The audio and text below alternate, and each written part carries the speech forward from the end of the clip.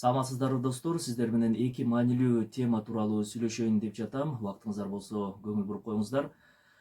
Жакында эле Бишкектин мектептердин биринде бир окуучу мугалимди сабап, ал мугалим ооруканада дарыланып жатат бүгүнкү күндө. Бул иш боюнча 1 май райондук милициясы тарабынан бейбаштык беренеси боюнча иш козголду. Жаштардын мындай кадамга барганы чын-чынына келгенде абдан өкүнүчтүү иш. Биз мугалимге ден соолук каалайбыз.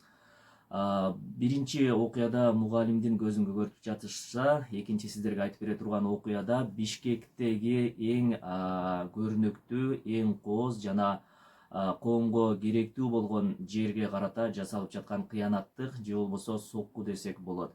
Чүй жана Шопоков көчөлөрүндөгү курулган баягы темир конструкциялар жөнүндө сөз болуп жатат.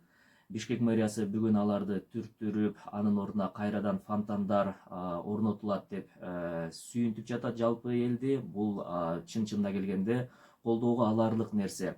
Бирок экинчи жагынан караганда, эмне себептен укук коргоо органдары бул фактыны кылмыштардын бирдиктүү реестрине каттаган жок? Эмне себептен Бишкектин прокуратурасы, улуттук коопсуздук боюнча мамлекеттик комитеттин Бишкек шаардык башкармалыгы үн катпай жатат?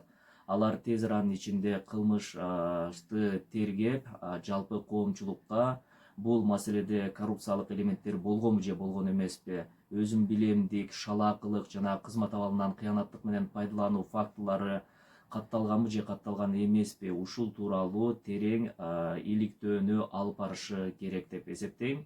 Сиздер кандай ойлойсуздар? Көңүл бурганыңыздар үчүн чоң рахмат. Саламатта туруңуздар.